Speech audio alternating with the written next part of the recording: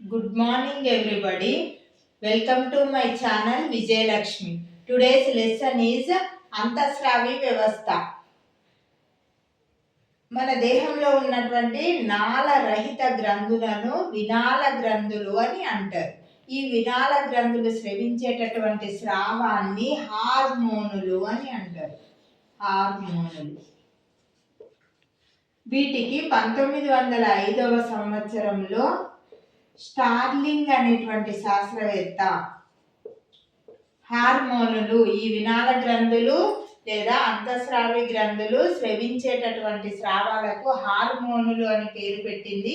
Starling అనేటువంటి శాస్త్రవేత్త 1905వ సంవత్సరంలో తెలియజేయడం జరిగింది, పేరు పెట్టడం అనేటువంటిది జరిగింది.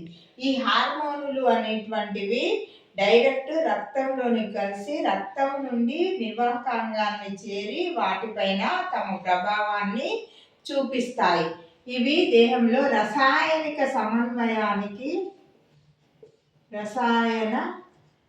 సమన్వయానికి ఉపయోగపడతాయి.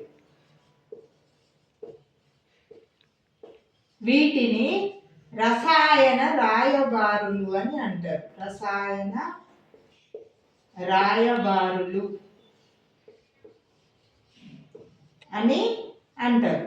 వీటికి స్రవించే స్రావాలను హార్మోన్లు అంటారు. హార్మోన్లు అనేటువంటివి ఫస్ట్ది.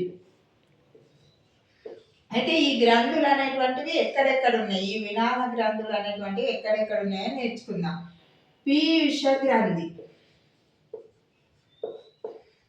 దీన్నే పిట్యూటరీ గ్లాండ్ అని అంటారు. ఈ పీయూష గ్రంథి అనేటువంటిది మెదడు లోపల ఉంటుంది. ఇది స్రవించేటటువంటి, ఇది అన్ని గ్రంథులపైన దాని ప్రభావాన్ని, ఆధిపత్యాన్ని చూపుతుంది. ఇది నాడీ వ్యవస్థను మరియు అంతఃస్రావ వ్యవస్థను రెండింటిని కలుపుతుంది. కాబట్టి దీన్ని మాస్టర్ గ్లాండ్ అని అంటారు. మాస్టర్ గ్లాండ్ అని అంటారు. ఇవి స్రవించేటటువంటి హార్మోనులు పెరుగుదల హార్మోన్, ప్రోలాక్టిన్ హార్మోన్, వాసోప్రెసిన్ అనేటువంటి హార్మోనులను స్రవిస్తుంది. అయితే ఈ పెరుగుదల హార్మోన్ అనేటువంటిది ఉత్పత్తి అయ్యేదానికన్నా తక్కువగా ఉత్పత్తి అయితే వాళ్ళలో పెరుగుదల చాలా తక్కువగా ఉంటుంది. మరుగుజ్జుతనం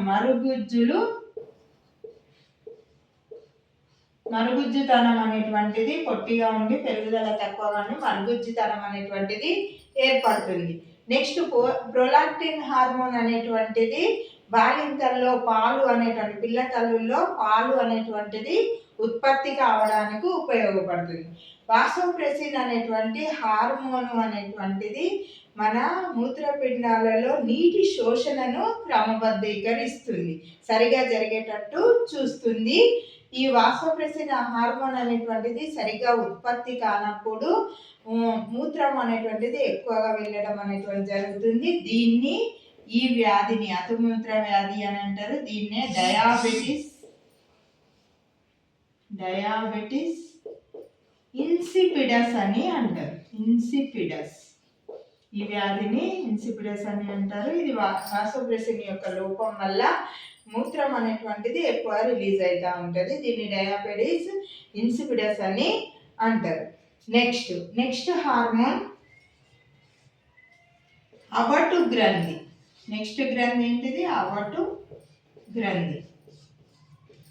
ఇది వాయునాళానికి దగ్గరగా మెడ భాగంలో ఉంటుంది. అవటు గ్రంథి స్రవించేటటువంటి హార్మోన్లు థైరాక్సిన్, 2 పారాథార్మోన్.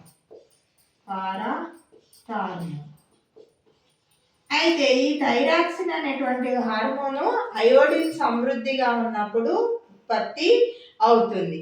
ఈ థైరాక్సిన్ అనేటువంటి హార్మోన్ సరిగ్గా స్రవించినట్లయితే పిల్లల్లో మానసిక వైకల్యము అనేటువంటిది, రుగ్మతలు అనేటువంటివి జరుగుతాయి. మానసికంగా ఎదుగుదల అనేటువంటిది ఉండదు.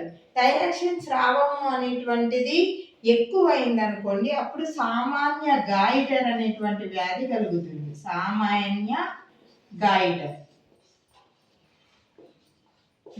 అనేటువంటి వ్యాధి అనేటువంటిది కలుగుతుంది. ఈ పారాత్ హార్మోన్ వల్ల ఏమవుతుంది అని అంటే ఈ కాల్షియం ఫాస్ఫేట్ల యొక్క సమన్వయ లోపము అనేటువంటిది జరుగుతుంది. ఈ పారాత్ హార్మోన్ అనేటువంటిది ఎక్కువగా ఉత్పత్తి అయినట్లయితే కండరాలు అనేటువంటివి సంకోచించేస్తాయి. దీన్ని టెటినీ అని అంటారు.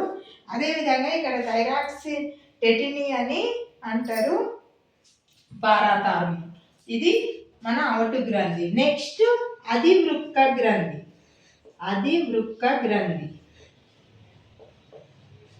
ఇది ఎక్కడ ఉంటుందంటే మూత్రపిండాల పైన ఉండేటటువంటి గ్రంథి. ఇది స్రవించేటటువంటి స్రావము అనేటువంటి మూత్రపిండంలోని ఈ అధివృక్క గ్రంథి వల్కల భాగం ఉంటుంది, దవ్వ భాగం అనేటువంటిది ఉంటుంది. ఈ వల్కల భాగము అనేటువంటిది కార్టిసాల్, ఆల్డోస్టిరాన్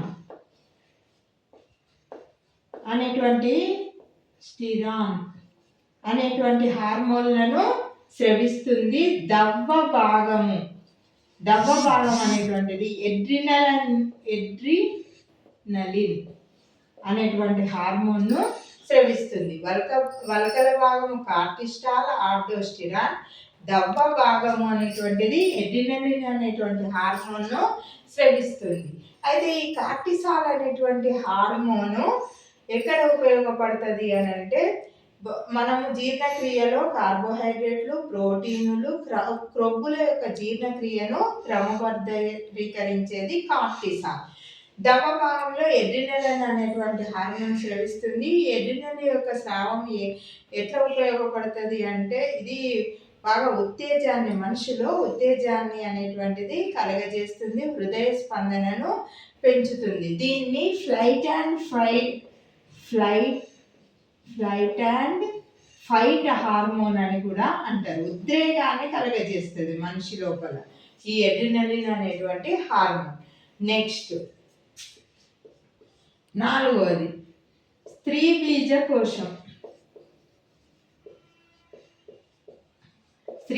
కోశము అనేటువంటిది ప్రొజెస్టిరాన్, ఈస్ట్రోజన్ అనేటువంటి హార్మోన్లను స్రవిస్తుంది. అయితే ఈ ప్రొజెస్టిరాన్ అనేటువంటిది గుర్తుంచుకోండి, పిండ ప్రతిస్థాపనకు ఉపయోగపడుతుంది. ఈస్ట్రోజన్ అనేటువంటిది ద్వితీయ లైంగిక అవయవాలు స్త్రీలలో ఏర్పడడానికి ఉపయోగపడుతుంది. నెక్స్ట్ ముష్కాలు. ఇది టెస్టోస్టిరాన్ అనేటువంటి హార్మోన్ను స్రవిస్తుంది. ఇది పురుషులలో ద్వితీయ లైంగిక లక్షణాలు అనేటువంటివి ఏర్పడడానికి ఉపయోగపడుతుంది. నెక్స్ట్ క్లోమం. దీన్ని మిశ్రమ గ్రంథి అంటారు. దీనిలో జీర్ణక్రియకు సంబంధించినటువంటి స్రావాలను స్రవిస్తుంది, హార్మోన్లను కూడా స్రవిస్తుంది. క్లోమంలో ఉన్నటువంటి లాంగర్హాన్ స్ఫుటికలు అనేటువంటివి ఇవి వినాల గ్రంథిగా పనిచేస్తాయి. ఇవి హార్మోనులను స్రవిస్తాయి. ఏం హార్మోనులు అంటే ఇన్సులిన్, గ్లూకగాన్ అనేటువంటి హార్మోనులను స్రవిస్తే ఇన్సులిన్ స్రావము అనేటువంటిది తక్కువైనట్లయితే మానవుల్లో డయాబెటీస్ మెలిటస్ అనేటువంటి వ్యాధి కలుగుతుంది. అంటే మనం తీసుకున్నటువంటి ఆహారంలోని గ్లూకోజ్ అనేటువంటిది గ్లైకోజిన్గా మార్పు అనేటువంటిది చెందదు. గ్లూకగాన్ అనేటువంటి హార్మోన్ స్రావము అనేటువంటిది తక్కువైనట్లయితే మానవుల్లో గ్లైకోజిన్ అనేటువంటిది గ్లూకోజ్గా మారదు, అంటే గ్లూకోజ్ శాతాన్ని తగ్గిస్తుంది. ఈ విధంగా హార్మోనులు అనేటువంటివి మన లోపల రసాయనిక సమన్వయాన్ని చేకూరుస్తాయి, నిర్వాహక అంగం మీద దాని ప్రభావాన్ని చూపిస్తాయి. Thank you for watching my video. నా వీడియో నచ్చినట్లయితే లైక్ చేయండి, షేర్ చేయండి, నా ఛానల్ని సబ్స్క్రైబ్ చేసుకోండి.